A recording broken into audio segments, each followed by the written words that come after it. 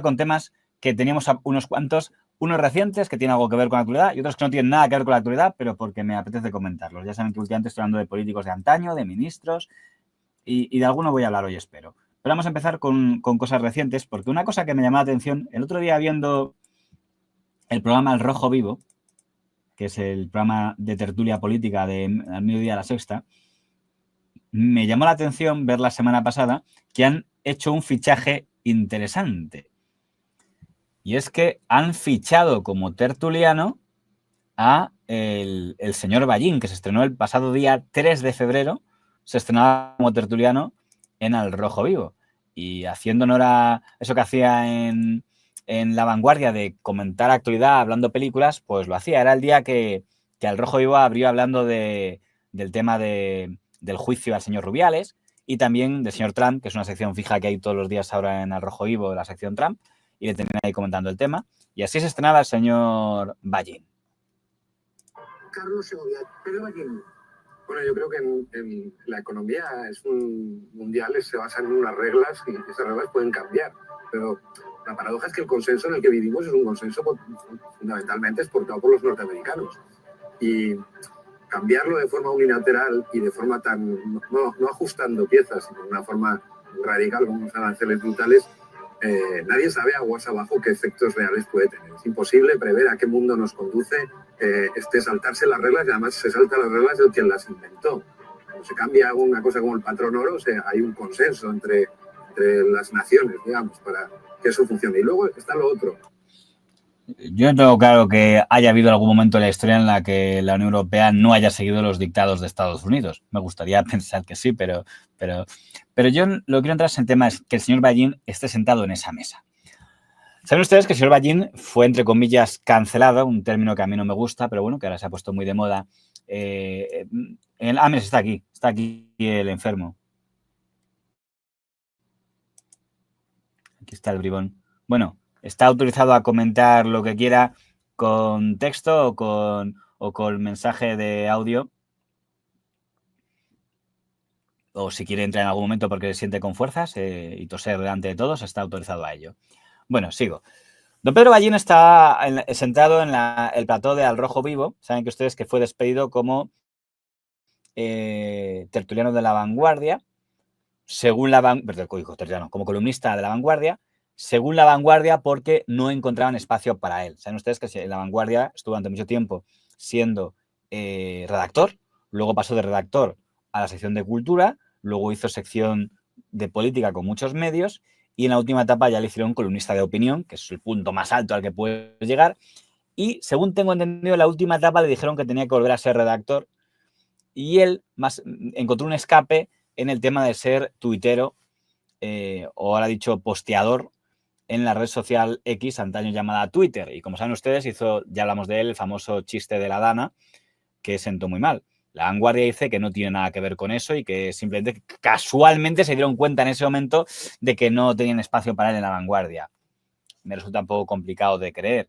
Sí creo que puede tener que ver con que si La Vanguardia está haciendo un alegato en contra de X, hay que irse de X, hay que irse de Twitter porque está controlado por el malvado Elon Musk, pues será un poco extraño tener a una de sus figuras más características posteando en plan killer todos los días. Y entonces vemos al señor Ballín en La Vanguardia, en El Rojo Vivo, fichado como tertuliano, hablando de películas para hablar del señor Trump. Me acuerdo que le propuso el señor Ferreras comparar al señor Trump con la diligencia del señor John Ford y el señor Ballín prefirió algo más vinculado a nuestra generación, que es compararlo con la Guerra de las Galaxias. Que quizá es lo que más interesa en Estados Unidos, que es en qué medida una tendencia a la autarquía no solo potencia el nacionalismo intenso dentro del país, sino que en los países afectados por estas medidas también va a fomentar ese tipo de nacionalismo, que es una forma además muy rápida de conseguir apoyo, como estamos viendo, por ejemplo, con el apoyo al primer ministro canadiense en su propio país por la reacción anti-estadounidense que están provocando estas medidas. Y supongo que por eso además China estará encantada. Ballín.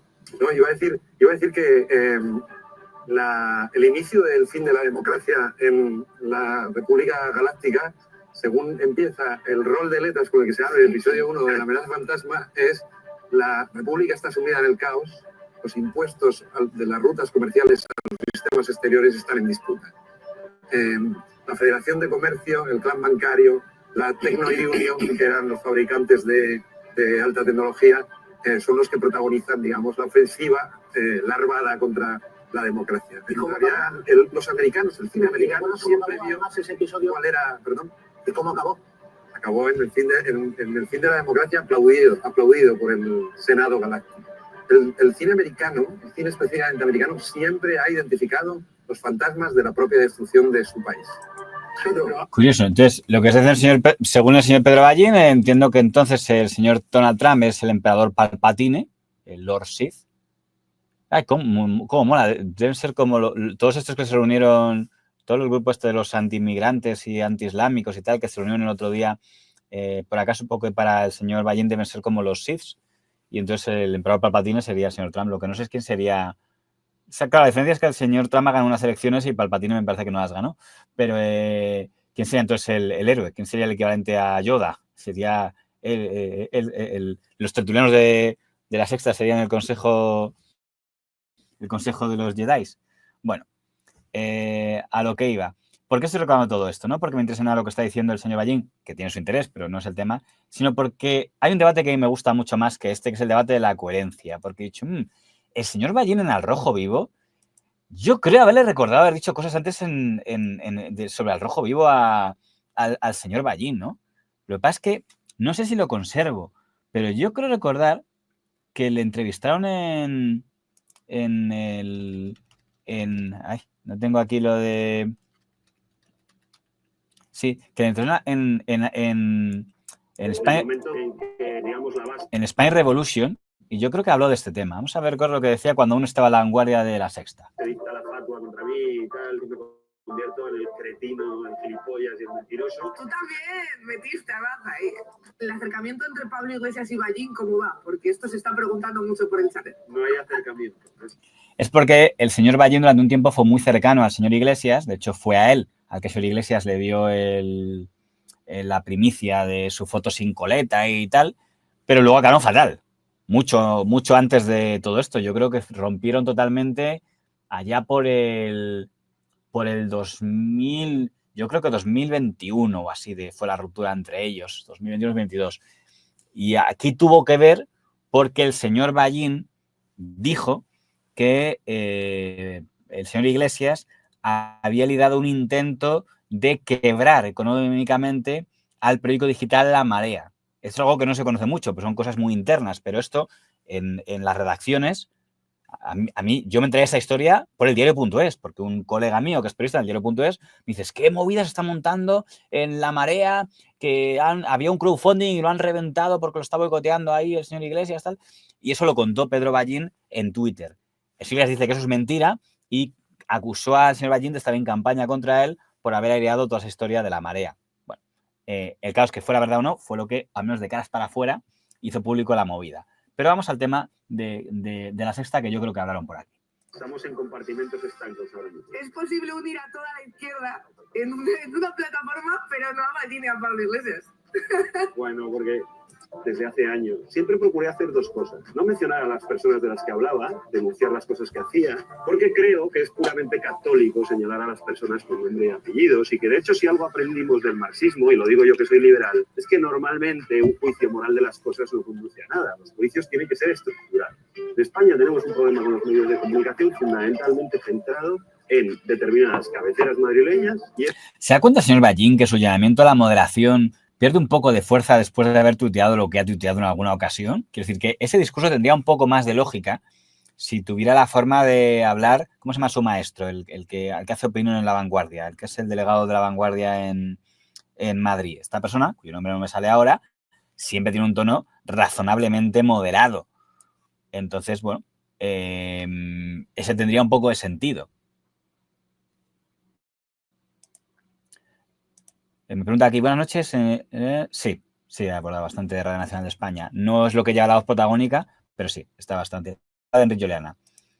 Enrique Lloleana no es alguien que podamos considerar neutral ni objetivo, pero las formas es muy correcto. No creo que... Bueno, una vez recuerdo que dijo que le parecía que Madrid le recordaba a la Alemania nazi, era un poco bestia, pero en general las formas que suele tener son bastante correctas, cosa que no se parece nada al estilo que tiene el señor Ballín en su cuenta de Twitter. Sigamos escuchando. En el mundo de la televisión. Sí. Y en el mundo de la televisión, el problema que tenemos tiene que ver con la ley de la televisión privada, las concentraciones que se permitieron, cómo se permiten unas participaciones de capital. Está explicando por qué no va a ir nunca a la televisión privada. Permitieron la televisión privada, las concentraciones que se permitieron, cómo se permiten unas participaciones de capital. Cualquier cosa que no sea hablar de eso, y sea hablar de si fulanito es un inmoral o no es un inmoral, o los pecados que comete el presentador del Telediario de la Noche de tal cadena o de tal otra, en realidad está muy bien para el grupito de amigos, pero básicamente es catolicismo. Fulanito lo hace mal, venganito se volvió a meter con nosotros. Entonces lo que acabamos de ver poniendo a parir al señor Trump ahí en Pandilla, ¿eso sería catolicismo tal como lo defiende el señor Ballín? Esto me parece todo como muy barato, muy de instituto, de vivir en el victimismo, que es una cosa que ya vimos en su momento con la Izquierda Unida de la etapa final de Anguita y los años sucesivos, un partido siempre llorando. Sí, no, pero metes a más la tele. Lo más que le... Patrimonializar sus heridas y su dolor, como si eso le diera una altura moral, me da una pereza brutal.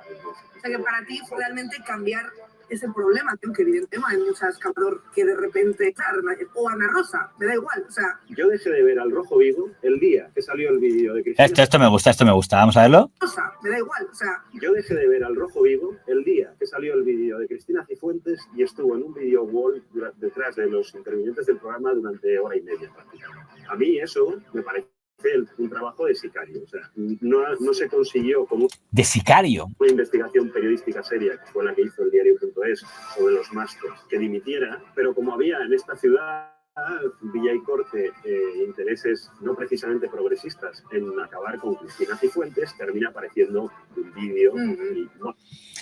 Esta es la parte que me interesaba. A ver si lo entiendo. Dice el señor Ballín que él no veía al Rojo Vivo porque era un programa de sicarios, que no actuaba por intereses progresistas, sino por intereses de sicarios. Eso me ha parecido entender. Igual es que soy mal pensado.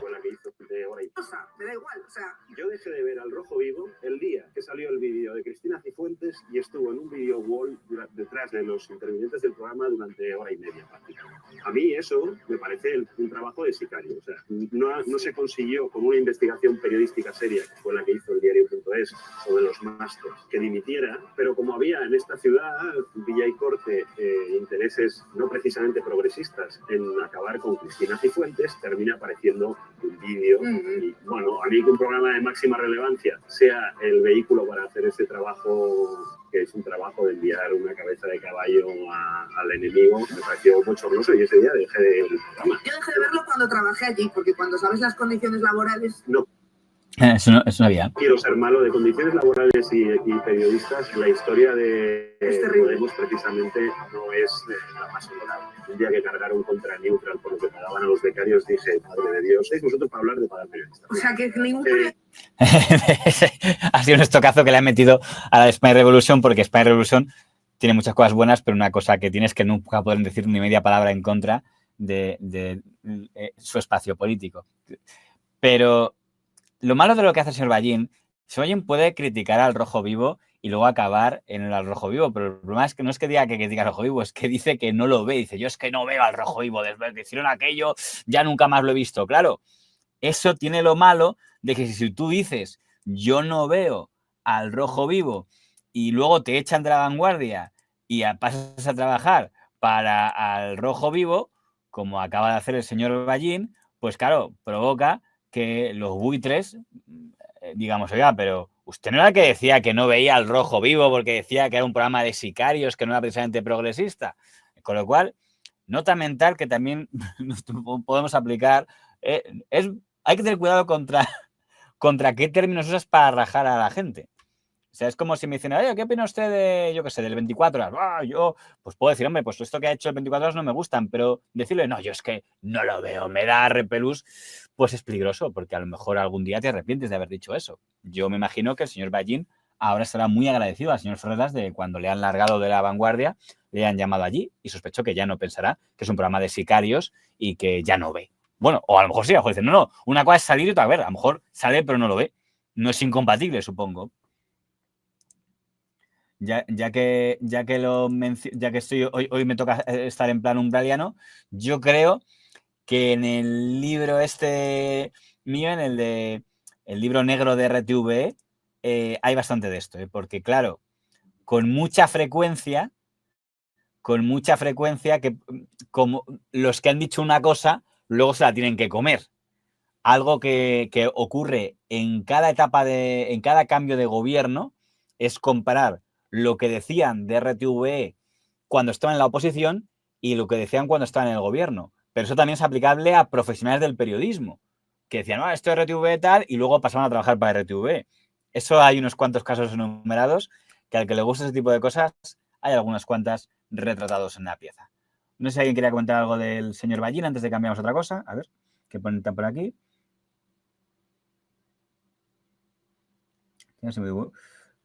Fútbol Chapman. A ver qué es aquí.